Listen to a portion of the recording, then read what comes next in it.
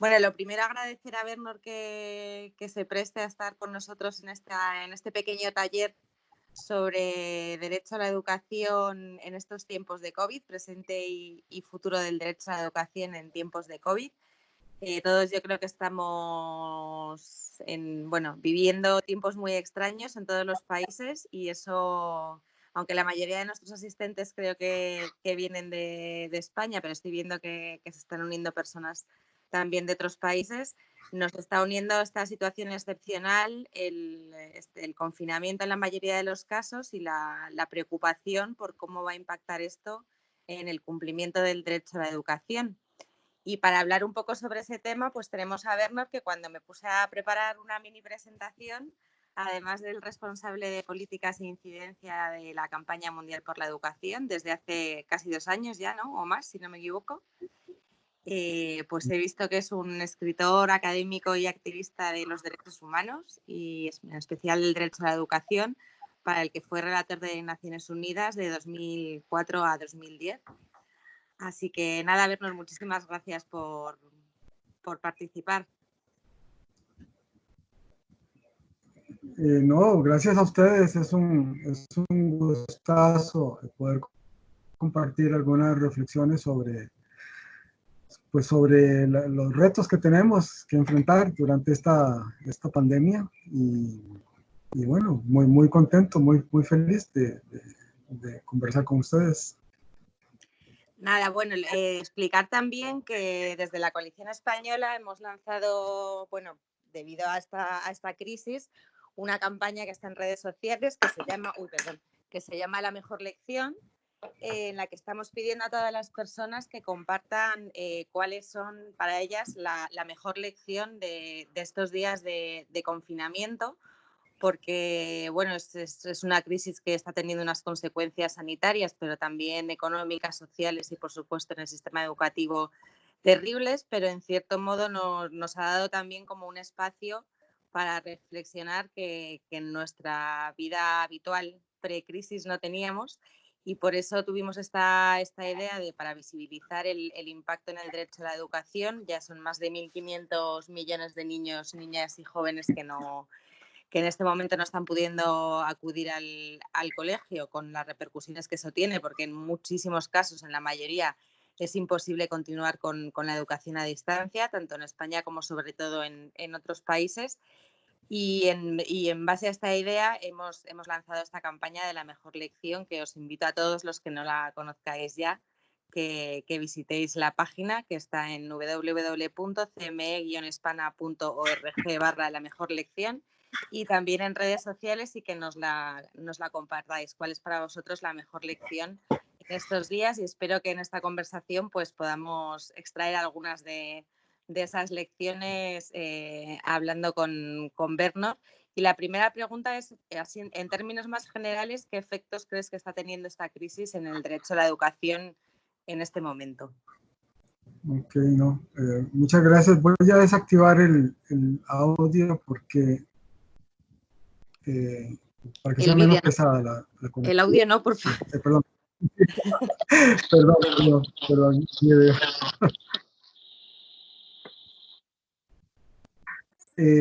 Bueno, creo que entre los efectos, evidentemente, el más importante es el costo en vidas humanas, ¿no?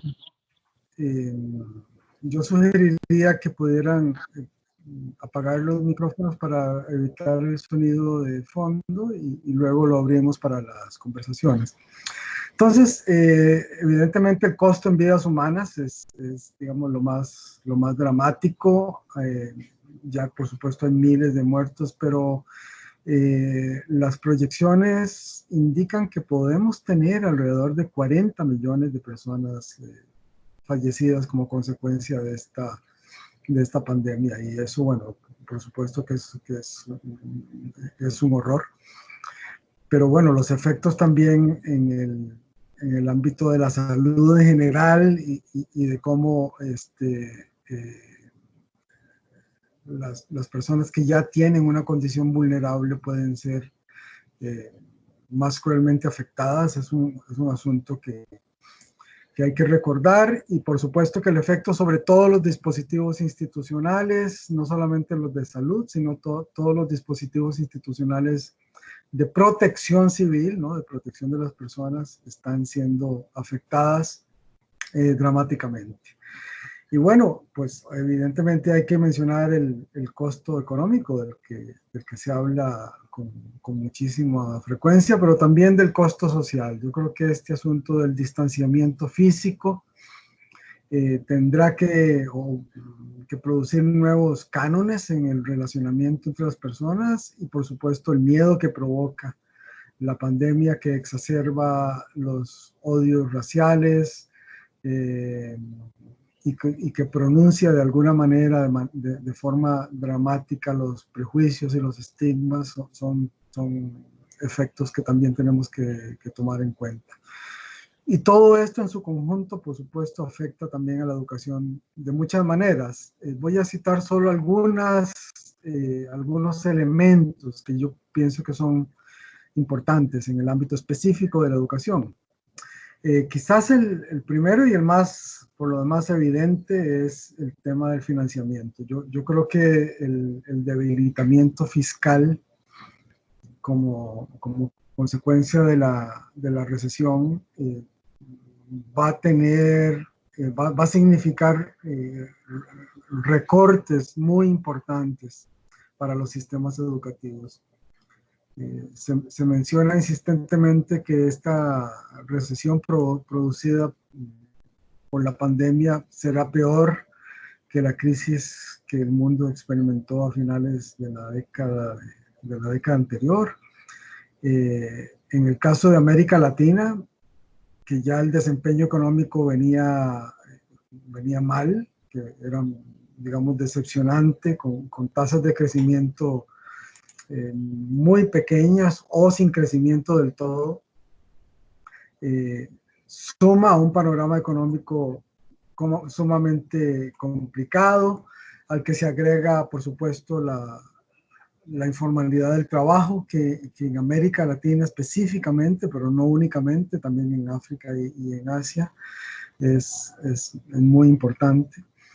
Y bueno, la permanencia de tasas fiscales que son regresivas, de regímenes fiscales que son extremadamente débiles y inequitativos. Y bueno, y en este contexto aparece el brote del COVID-19. Así es que creo que el efecto sobre el financiamiento de la educación hay que destacarlo. Me parece que no es un asunto menor, que es fundamental, y ante esto las respuestas de los organismos financieros internacionales han sido equívocas. El Banco Mundial, por ejemplo, lo que está proponiendo es proteger las cadenas de pago, y esto significa dar una protección excesiva, me parece a mí, a ciertos grupos poblacionales que tienen condiciones de privilegio desde el punto de vista de sus capacidades económicas y financieras.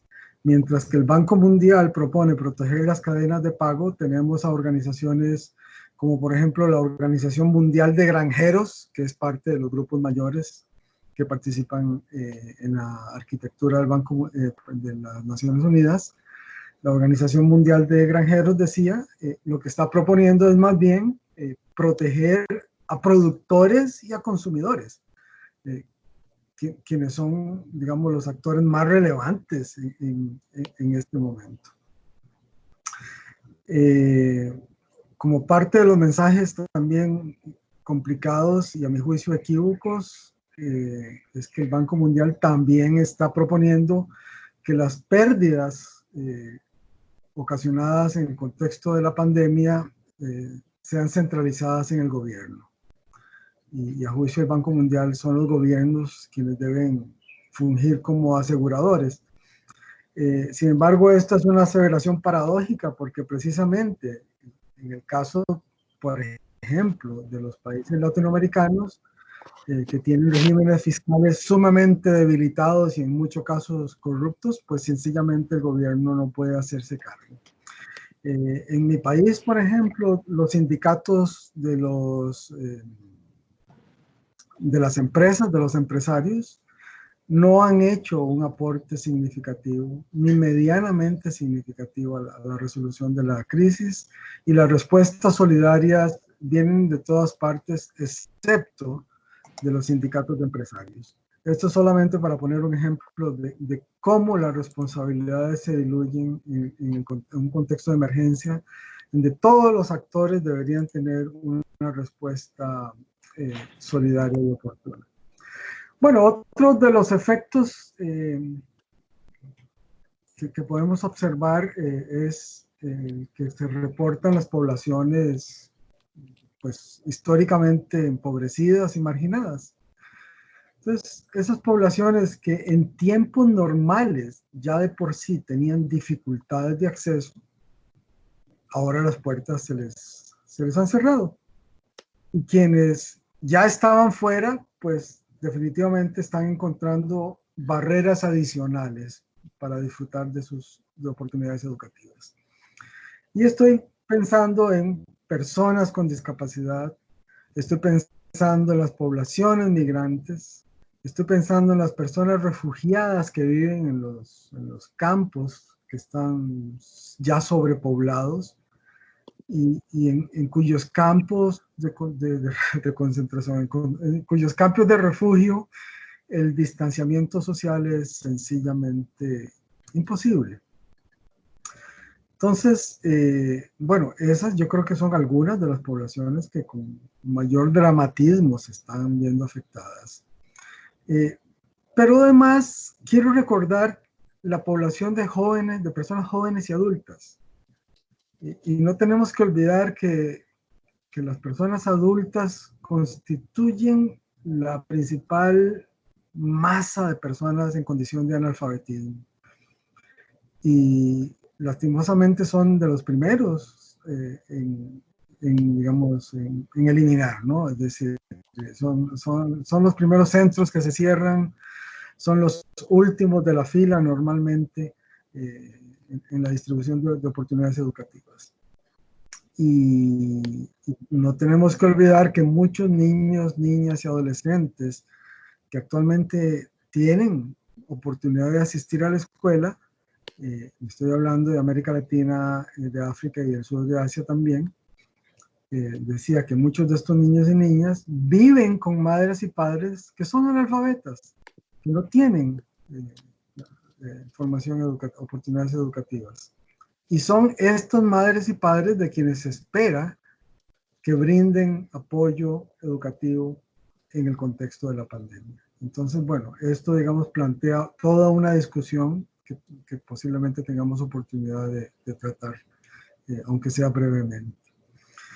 Y bueno, los otros efectos están obviamente ligados con los servicios asociados a las escuelas, bueno, las transferencias condicionadas, las becas, bueno, los servicios de transporte que están suspendidos, pero sobre todo la alimentación escolar. Tenemos que recordar que en muchos de los países en desarrollo, el único tiempo de alimentación que reciben niños y niñas es el que brindan las escuelas. Y estando las escuelas cerradas, esto significa un impacto dramático para la nutrición y la alimentación de millones de niños. Se calcula que solo en América Latina se están afectando al menos 85 millones de niños y niñas que se han beneficiado de la alimentación escolar. Bueno, el efecto sobre los docentes, maestros y maestras, que son en muchos casos despedidos o son subcontratados o son degradados, digamos, en su régimen salarial y que son obligados a trabajar en sistemas virtuales que desconocen. Bueno, y tal vez para ir más rápidamente menciono la afectación a la escuela como un entorno básico de socialización, y esto es sumamente importante. Tenemos que recordar que al cerrarse la escuela no se cierra solamente una institución educativa, porque la escuela es fundamentalmente un espacio de socialización básica y fundamental. La escuela es algo así como la tierra para los descubrimientos, es como el espacio donde se construyen las aventuras con los amigos y las amigas, es como el mapa que seguimos para construir las relaciones de amistad. La escuela es un centro de encuentro, un centro que permite el juego y la felicidad fundamentalmente, y ese aprendizaje es insustituible, y lo estamos perdiendo. Podemos estar de acuerdo en que la escuela debe cambiar. Yo creo que esto es un asunto en el que casi todas las personas podemos coincidir. Por supuesto que debe cambiar, pero nada sustituye la escuela como espacio de encuentro. Y esta es la afectación central que a mi juicio estamos sufriendo en este momento. Bueno, y finalmente creo que esta pandemia también nos permite intentar una reconceptualización del concepto de emergencia. Como sabemos, las emergencias en la educación tradicionalmente se ligaban con las situaciones de desastre y de conflicto, ¿no? De guerra. Y estas situaciones creo que muchas veces han estado muy lejos de la realidad española, por ejemplo, y europea en general. Entonces no se consideraba que una emergencia podía tener una naturaleza diferente, ¿no? Y ahora vemos que una emergencia global de este calado, de este calibre, está afectándonos de manera tal que podemos entender que el concepto de emergencia en educación puede incluir otras dimensiones, ¿no? Yo particularmente pienso que la violencia contra niños, niñas y adolescentes, y especialmente la violencia basada en género, es una emergencia y debería tratarse como tal, sobre todo en los contextos educativos y familiares. Pero bueno, es un ejercicio que podemos hacer a partir de esta situación que estamos enfrentando. Y finalmente creo que el efecto general que estamos percibiendo es el de la incertidumbre. Esto de no saber qué va a pasar y de no tener seguridad de qué medidas pueden ser efectivas en muchos casos, yo creo que es un asunto que merece nuestra atención. Decía Morán que nos movemos en archipiélagos de certeza en un mar de incertidumbre.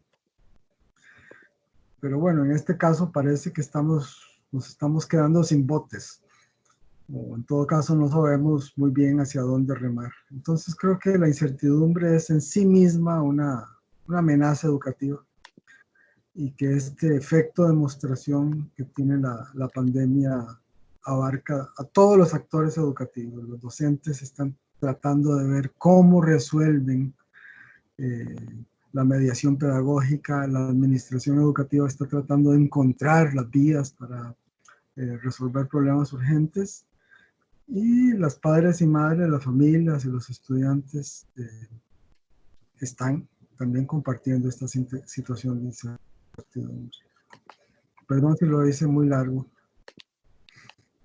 Nada, ya con esto casi me contestas casi todas las preguntas que tenía preparadas, pero bueno, sí que es verdad que has tocado dos de los puntos que destacamos en la campaña, en la mejor lección. Por un lado, la globalidad de esta amenaza es la primera emergencia global de estas características y de alguna manera seguramente reconceptualice el concepto de emergencia, en este caso de emergencia educativa. Y la otra pata sería que efectivamente esto al final está afectando a las personas más vulnerables y a las comunidades más vulnerables, tanto en España, pero sobre todo aquí hablamos mucho y existe la brecha educativa, también problemas con menores en riesgo de exclusión que dependen de los comedores escolares, pero bueno, entiendo que estos impactos son mucho mayores en otros países como en América Latina o en África, porque la brecha de desigualdad previa también era mayor.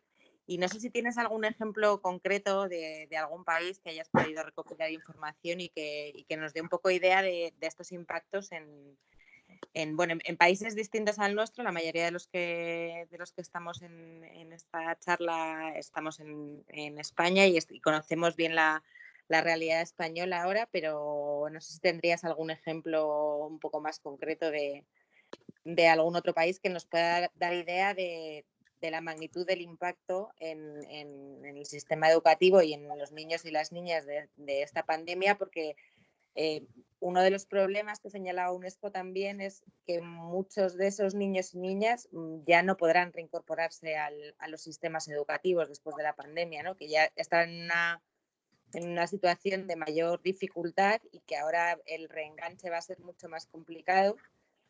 También teniendo en cuenta que en los últimos años sí que ha habido avances en términos de acceso a la educación, pero un cierto estancamiento desde hace unos 10 años. Entonces, no sé si, bueno, alguna reflexión sobre eso y algún ejemplo concreto, si tienes y nos puedes dar. Sí, gracias, Cristina. Bueno, tú sabes que dicen que este COVID-19 ataca principalmente el sistema respiratorio, pero yo creo que el efecto más importante no es sobre el sistema respiratorio, sino que más bien como que nos ha abierto los párpados y ha desnudado la desigualdad, y ha desnudado la inequidad de par en par, que sabíamos que estaba allí, por supuesto, y sobre todo para las personas activistas sobre el derecho a la educación es absolutamente evidente, pero mucha gente continuaba con los ojos cerrados y yo creo que el COVID ha tenido ese efecto de poder abrirnos los ojos y mostrar de par en par el dramático impacto que ha tenido la desigualdad. Entonces, bueno, el cierre de las escuelas, por supuesto, ha dejado literalmente fuera, no sé, a 1.000 millones de niños y niñas. Pero sobre todo de los hogares más pobres, de las personas con discapacidad, de los refugiados, migrantes, de las minorías étnicas, de los Dalits en la India y en Nepal. Y entre estas personas, las niñas y las mujeres son quienes sufren la mayor exclusión y la mayor violencia. Y sobre esto posiblemente haga alguna reflexión más adelante. Pero quisiera también hacer notar que a la exclusión escolar, que ya de por sí es dramática, se suma ahora la exclusión de los aprendizajes, que están relacionados pero no es lo mismo. Dice Fernando Reimers, este experto de la Universidad de Harvard, que ante la ausencia de una estrategia intencional y efectiva para proteger las oportunidades de aprendizaje durante la pandemia, la interrupción de los aprendizajes en los niños y niñas, sobre todo, va a causar graves pérdidas para todos los estudiantes. Y ponía un ejemplo muy interesante que posiblemente no lo pensamos a menudo. Durante las vacaciones de verano, los chicos y chicas suelen desconectarse, evidentemente, de la dinámica escolar. Y pareciera ser, los estudios dicen que durante estas vacaciones de verano, se produce una especie de disrupción de aprendizajes. Y esto lo que muestra es que mientras los chicos no tengan, digamos, una oportunidad o no tengan no estén sometidos a la dinámica de aprendizajes que la escuela normalmente provee, se va acumulando una desventaja que al cabo del tiempo puede ser muy difícil de solventar. Entonces, bueno, podemos estar de acuerdo en que esta visión de los aprendizajes sea a lo mejor excesivamente utilitarista o instrumental, como ustedes quieran llamarlo. Pero es que la construcción de conocimientos y de habilidades que la escuela ofrece en este momento no solo se detiene, sino que también se puede perder. Entonces, la construcción es un proceso continuo, el conocimiento es un proceso continuo que se construye un poco por acumulación y experiencia, y cuando los estudiantes no tienen esa oportunidad, el rezago es prácticamente inevitable.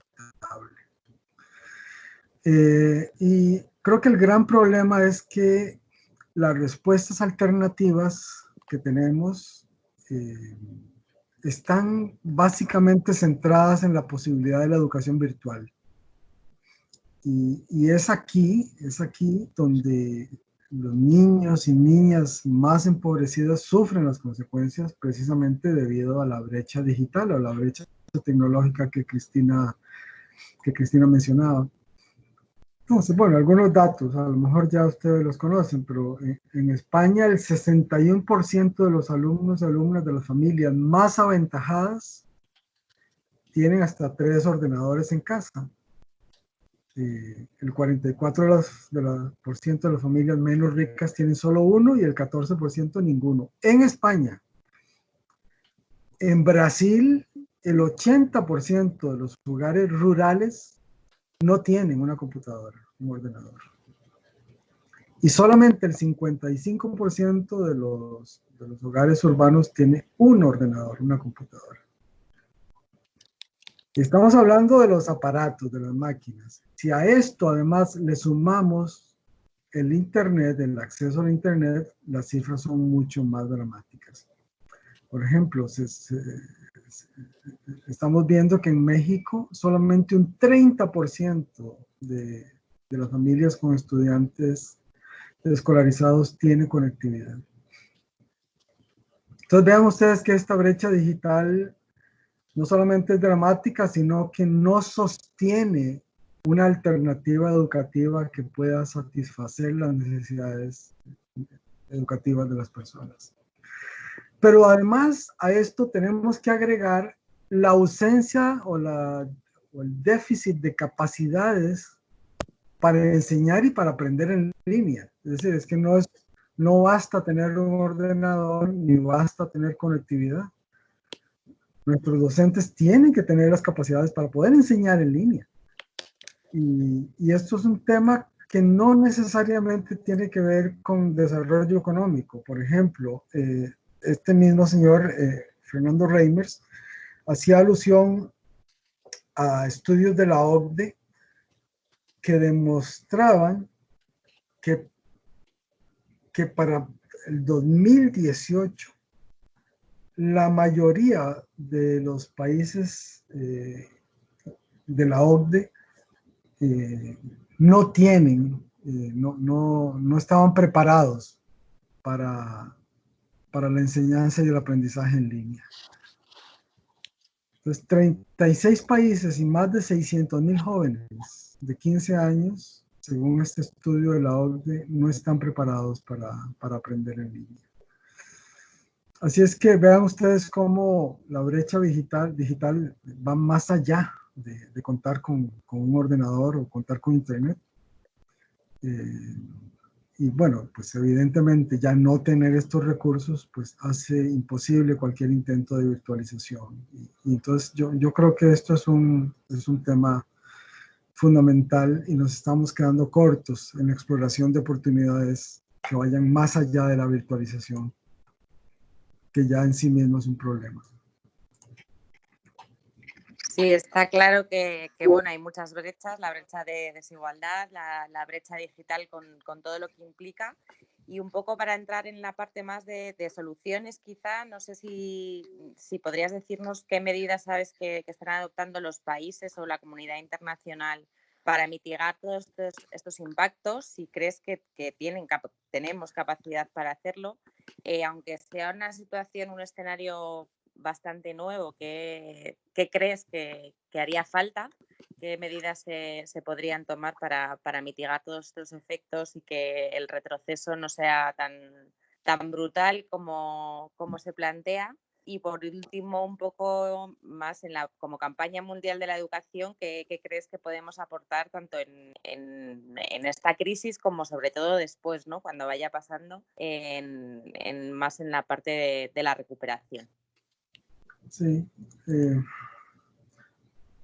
sí puedo citar algunas experiencias o medidas que se han estado promoviendo y tomando, pero nada más quiero insistir en un asunto adicional sobre este asunto, sobre esta cuestión de la virtualización, y es que hay un riesgo asociado con esta promoción tan fehaciente de la educación virtual, y es el riesgo de pensar que la escuela es innecesaria, de que la escuela es prescindible. Y muchos sectores conservadores, especialmente aquellos, digamos, muy inscritos en las tendencias neoliberales, etcétera, están aprovechándose de la pandemia para hacer pensar que el financiamiento de la educación puede ser prescindible, puesto que se puede resolver a través de la virtualización. Y ante este discurso perverso, se asocia también la idea de que los docentes, de que los maestros y maestras no son necesarias y que su financiamiento es ocioso. Y peor aún, que las personas pueden ser actores de su propio aprendizaje sin necesidad de la guía especializada del docente. Es decir, que el autoaprendizaje resuelve las necesidades de las personas. Y bueno, esto es realmente un absurdo. Y bueno, y esta brecha tecnológica además no puede resolverse únicamente con los recursos de la televisión o de la radio, como han estado sugiriendo. Bueno, especialmente porque las televisoras comunitarias y las radios comunitarias no solamente han decrecido, sino porque además la propiedad de los medios de comunicación es cada vez menos pública y está en manos cada vez más de actores privados. Entonces no se puede proponer que actores privados resuelvan una obligación central educativa con sus recursos privados también, ¿no? Y además llama la atención que no se haya encontrado, sobre todo en algunas ONGs internacionales, ninguna referencia a ejemplos de cómo las comunidades rurales y empobrecidas están enfrentando las respuestas educativas a la pandemia. Posiblemente porque sean mínimas, porque no existen, porque no sepamos cómo resolverlo. Es decir, porque no sepamos cómo las comunidades indígenas alejadas de los centros urbanos están haciendo para enfrentar estos tiempos tan difíciles. Y bueno, las acciones y propuestas vienen de los gobiernos y vienen también de la sociedad civil, menos de los empresarios, pero hay algunos casos interesantes. Y básicamente incluyen el cierre de las instituciones educativas, el contacto no sistemático de maestros y maestras con estudiantes mediante mensajes por teléfonos móviles, en algunos casos por mensajes de hablados, ¿no? Y por supuesto las plataformas virtuales que utilizan sobre todo los medios comerciales como como Teams, como el Zoom, etc. Evidentemente las escuelas privadas tienen respuestas más ágiles que las públicas y bueno, los gobiernos han intentado respuestas que incluyen algunas medidas generales, ¿verdad? Bueno, voy a citar algunas. Una tiene que ver con el mantenimiento de las medidas sanitarias, que eso es un asunto bastante generalizado. Bueno, la comunicación con los hogares, que se ha resuelto parcialmente. El involucramiento del profesorado, ¿no? De los maestros y maestras.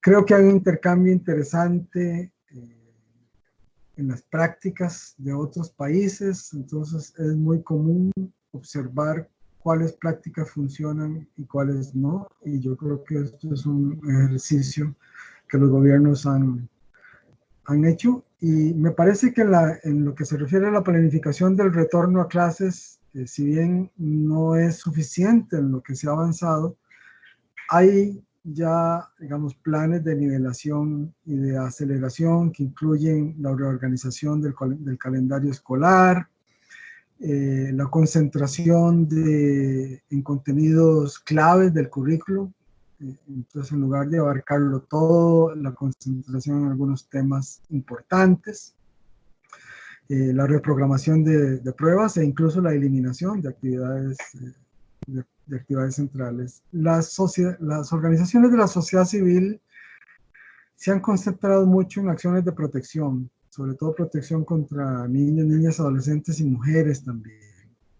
Entonces, el tema, por ejemplo, de la violencia es una cuestión a la que se ha prestado muchísima atención desde los miembros de la campaña mundial por la educación. Bien sabemos que la mayoría de la violencia sexual contra niños, niñas y adolescentes, y especialmente mujeres, pero no únicamente, ocurren dentro de los hogares. Entonces, la situación de confinamiento agrava esa situación. Y lo mismo sucede en materia de violencia contra mujeres. Se dice que las llamadas de denuncia a las líneas de ayuda se han duplicado en este mes. Entonces, solo para que tengamos conciencia del impacto que también en este ámbito ha tenido la pandemia. Y bueno, hay ejercicios, sobre todo está con Argentina y República Dominicana, de adaptación metodológica del abordaje curricular, que es interesante. Algunas organizaciones como este Jubilee Fund y ActionAid, por ejemplo, que son organizaciones que conozco, están insistiendo en la necesidad de cancelar todos los pagos de deuda externa que deberían hacerse en el año 2020. Y además incrementar el financiamiento adicional de la emergencia, siempre y cuando no cree deuda adicional.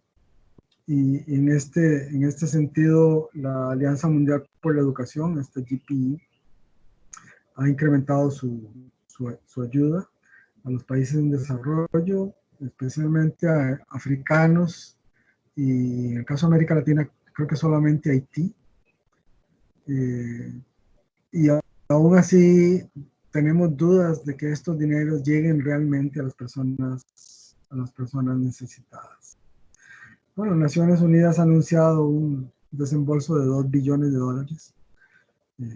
Que igual creemos que por supuesto es una ayuda fundamental, pero tenemos dudas de cómo se va a implementar esta ayuda. Entonces,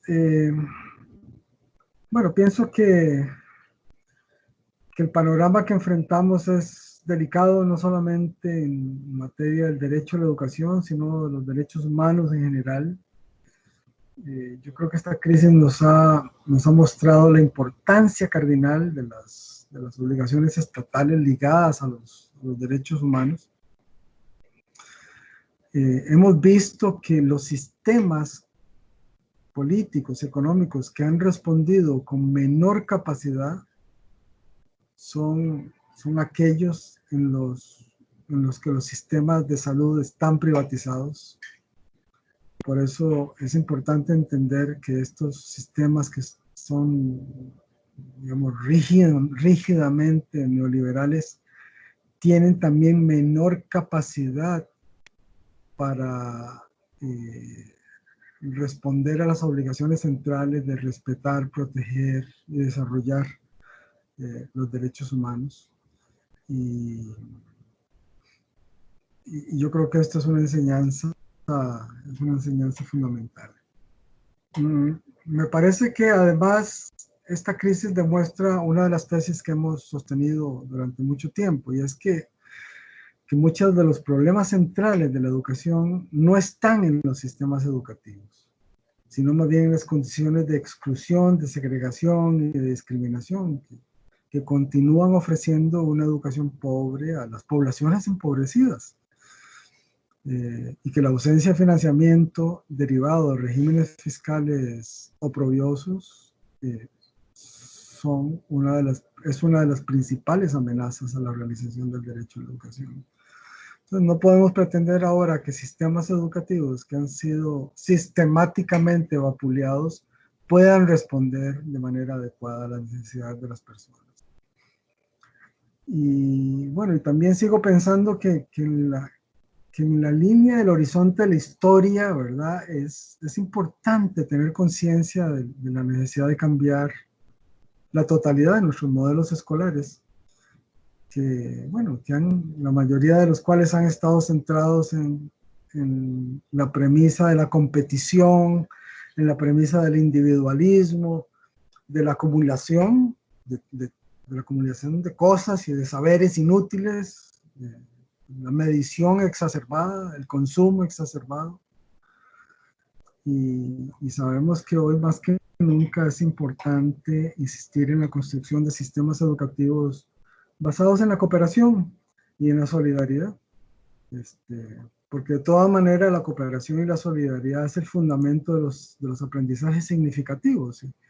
Y yo creo que hoy más que nunca eso ha quedado muy claro. Entonces, de alguna forma, esa función aleccionadora que tiene la pandemia puede ser también positiva.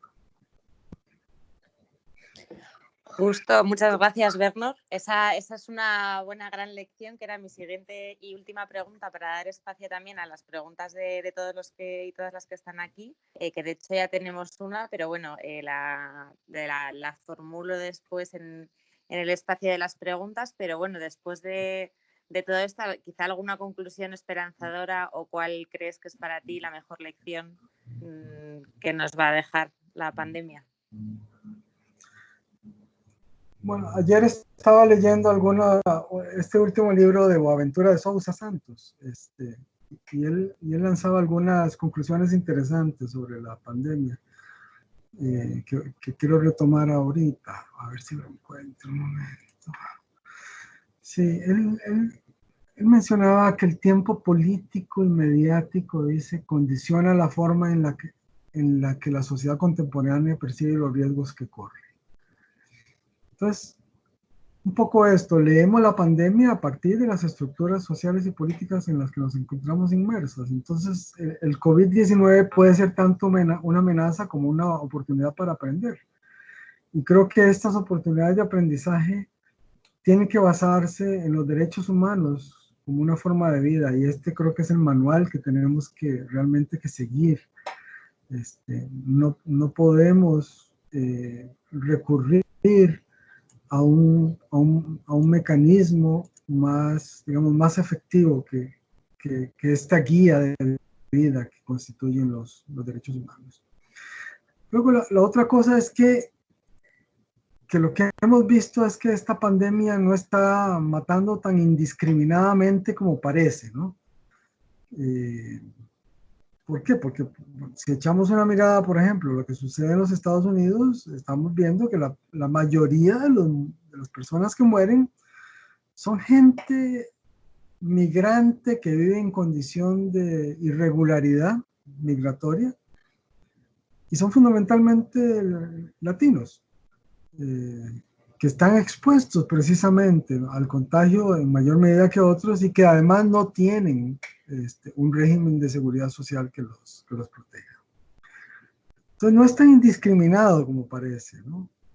Porque además son las personas ancianas quienes están muriendo, los trabajadores informales, los trabajadores de salud, los más empobrecidos. Entonces, esta imagen de que todos estamos en un mismo barco es más o menos cierta, pero es más o menos relativa también, ¿no? Y bueno, y la otra conclusión es que el modelo económico imperante que tenemos de manera global pareciera que no funciona, ¿no? Yo no digo que tenemos que cambiarlo absolutamente todo, pero me parece que los mensajes que estamos viendo son claros, en el sentido de que estos regímenes hiperneoliberales son incapaces de resolver el problema de la solidaridad y el problema de la igualdad. Y entonces me parece que la conclusión es que tenemos ahora una oportunidad de lujo para construir nuevos abordajes desde la solidaridad, desde el bien común, y desde la construcción de dispositivos institucionales que sean públicos y gratuitos. Y aquí me uno a la pregunta que hace María. No podemos pretender que desde un abordaje privatizador y comercializador de la educación se pueda construir ese bienestar común. Por el contrario, creo que esos regímenes han demostrado un fracaso rotundo para garantizar oportunidades educativas para las personas. Y dentro de esta debacle global que estamos enfrentando, creo que la oportunidad de construir nuevas condiciones en donde las personas sean realmente vistas en igualdad, sea la respuesta que podamos reconducir.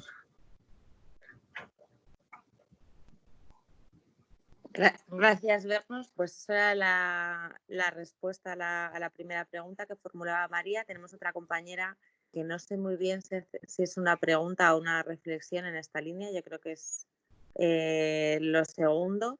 Y nada, abro el espacio para las preguntas para todos los demás. Yo creo que como Bernos lo ve en el chat, a lo mejor es más fácil que quienes tengáis preguntas las escribáis en el chat. Y cuando tengamos 2 o 3, o bueno, según las vayáis escribiendo, si quieres vernos puedes ir contestando, más fácil que hacerlo verbalmente, porque si no, si nos ponemos a hablar todos a la vez va a ser un poco lío, yo creo. Así que no sé si alguien tiene más preguntas. Espero que sí, porque la verdad es que ha sido un montón de información muy rica, también poco desesperanzadora, pero es realmente yo creo que es muy difícil medir el impacto que va a tener esta crisis en general y en los sistemas educativos en particular, pero bueno, no tiene muy buena pinta, así que bueno, no sé si nadie más tiene preguntas. Si nadie más tiene, no sé si quieres comentar algo más sobre el tema del riesgo de una mayor privatización que comentaba María.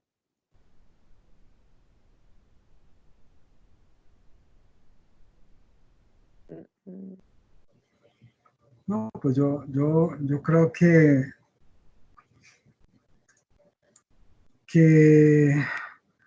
los estados en general no pueden trasladar sus obligaciones centrales al sector privado. Es decir, es cierto que todos y todas tenemos responsabilidades en materia de la realización del derecho humano a la educación y de los derechos humanos en general, no solamente la educación. Pero la realización de las condiciones necesarias para hacer efectivo este derecho tiene un actor central y es el Estado. El Estado tiene que garantizar un sistema educativo que sea, bueno, evidentemente público, que sea además gratuito, que esté basado en las condiciones de igualdad de todas las personas, que pueda reconocer las diferentes particularidades de los grupos sociales y culturales, y esto solo se puede hacer mediante un sistema público. Yo creo que la privatización de la educación no solamente segmenta el acceso a la educación basado en quienes pueden pagarla, sino que además pauperiza el trabajo docente. Hemos visto, por ejemplo, que esta nefasta organización comercial llamada las Academias Bridge, no solamente han agravado una oferta académica de calidad, sino que además han reclutado a maestros y maestras con sueldos de hambre, con sueldos miserables, y que los han reclutado precisamente porque no tienen la formación y la capacitación adecuada para atender estas necesidades. De manera tal que el marco de la Ley Internacional de Derechos Humanos y específicamente el marco normativo del derecho a la educación claramente establece parámetros que los estados deben atender y que tienen como fin fundamentalmente garantizar que los sistemas públicos puedan llegar a todas las personas y que puedan hacerlo en condiciones de adaptabilidad de sus necesidades personales, pero también de sus necesidades culturales. Yo creo que la empresa privada tiene responsabilidades que comienzan principalmente con el pago oportuno de sus obligaciones tributarias. Yo creo que las asociaciones público-privadas realmente no funcionan en materia de la entrega de la educación. Estas asociaciones significan en muchos casos el sometimiento de los estándares públicos a las perspectivas privadas. Y yo creo que esto es inconveniente. Esto no significa, por supuesto, que la iniciativa privada esté desvinculada de el apoyo a la gestión pública. Perfectamente es aceptable que la empresa privada ayude al financiamiento de la educación pública gratuita, pero no a condición de que se haga negocio y no a condición de que se someta la dimensión curricular a los intereses específicos de estas empresas privadas. Vamos a ver. Sí, la salud mental, apunta Madeleine, de los niños, niñas y adolescentes, padres y docentes. Yo no conozco, digamos, estudios específicos en que se haya, digamos, establecido el impacto, pero evidentemente me parece que es un tema absolutamente relevante. Madres y padres no pueden asumir el rol de las personas educadoras, no tienen las condiciones, como comentábamos anteriormente, y bueno, y creo que es un asunto absolutamente urgente.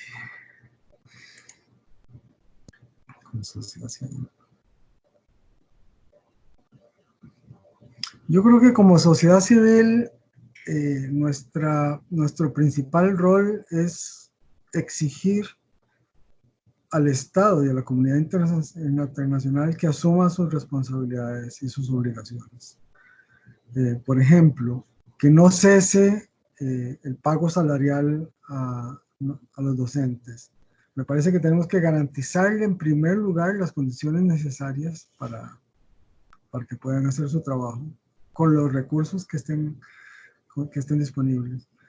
Esto significa, por lo tanto, abogar porque el financiamiento de la educación se mantenga en las condiciones necesarias. Tenemos que exigir que el gobierno prepare el retorno a clases cuando sea oportuno, y tenemos que exigir además que las obligaciones educativas se tomen en consonancia estrecha con las obligaciones en materia de salud y materia de protección. Yo creo que el rol de la sociedad civil no es sustituir al Estado, sino que es facilitar que el Estado asuma sus responsabilidades y haga bien su trabajo. Se ha demostrado que la sociedad civil tiene además capacidades para comunicar en las comunidades la información necesaria durante la pandemia, y esto es un rol que pienso que ha sido sumamente efectivo y que debemos continuar. Además, la sociedad civil puede perfectamente colaborar también en los procesos de educación informal y educación no formal, tratando de aportar en los mecanismos de mediación pedagógica para que las comunidades y los distintos grupos culturales puedan tener una mejor recepción de la acción educativa.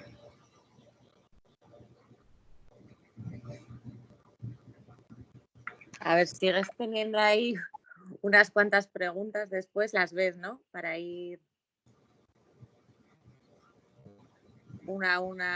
otra de María, una de Josefina y Estela. Sí, este comentario, Josefina, es muy interesante. Yo creo que la aprobación del año escolar es como una medida de consolación, ¿no? Es decir, que lo que muestra es simple y sencillamente la incapacidad que tienen los sistemas educativos para poder resolver los problemas sustantivos de la educación. Y entonces es un poco la renovación, la constatación de esa idea de que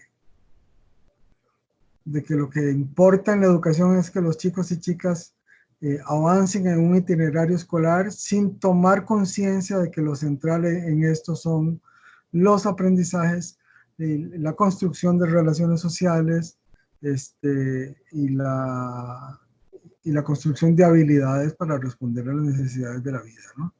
Entonces,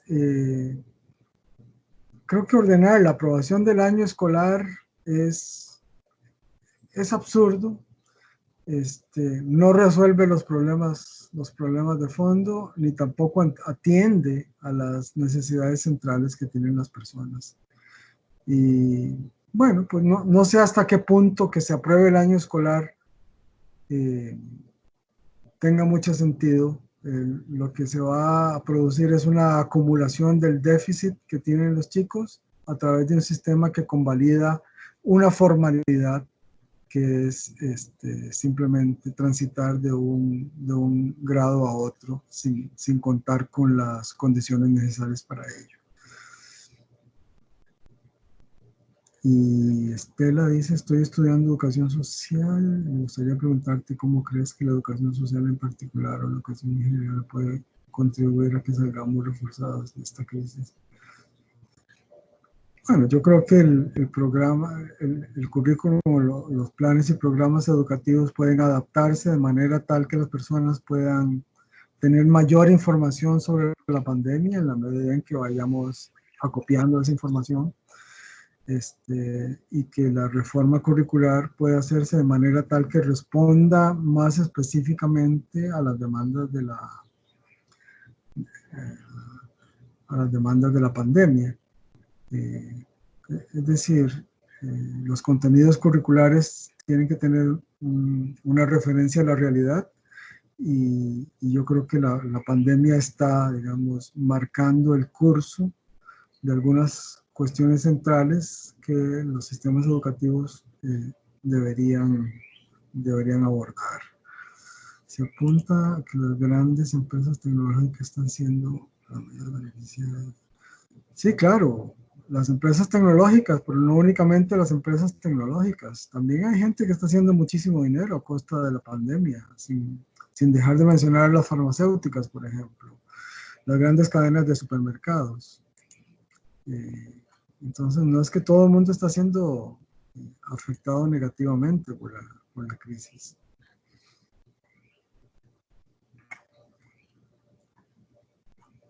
Sí, te preguntaba, Miquel, que qué efectos crees que puede tener esta mayor influencia de las grandes empresas tecnológicas ahora, justo con la pandemia. Bueno, pues yo creo que están sentando la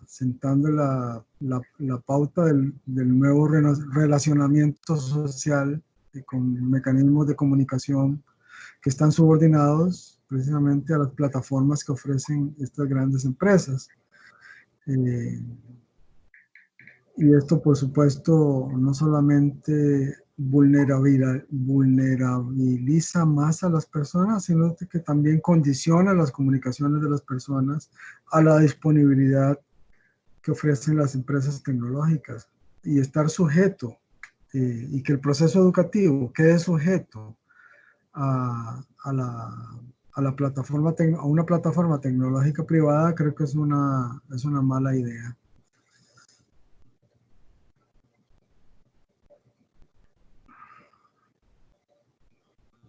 Muchas gracias, Bernard. No sé si alguien más tiene preguntas. Desde luego, lo que sí que tenemos es mucho que reflexionar sobre, ya no solo sobre el futuro de los sistemas educativos, sino sobre, bueno, al final, todas las esferas económica, política, social, cómo se van a ver afectadas por esta pandemia, y esperemos que se incline más hacia el lado de valorar, apreciar y reforzar los derechos públicos, los derechos humanos, y los servicios públicos, sino en la línea contraria, como apuntaban algunas compañeras. Veo que nadie comenta nada más, así que de todos modos, si os surge alguna pregunta o bueno, alguna reflexión y nos la queréis hacer llegar para comentársela a Bernard, o bueno, para recogerla también, pues me podéis escribir y yo se la haría llegar a Bernor, os pondría en contacto o bueno, vemos cómo hacerlo. Y nada, Bernor, muchísimas gracias por todo, por tu generosidad, por tu disponibilidad, por toda la información y reflexiones que nos has compartido. Y bueno, esta es nuestra primera experiencia con un webinar, con un seminario online.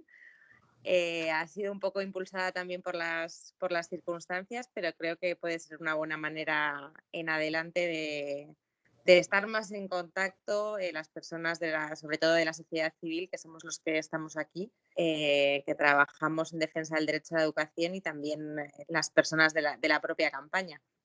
Así que muchísimas gracias por todo y en especial por eso, por hacernos sentir un poco más unidos y unidas en estos días.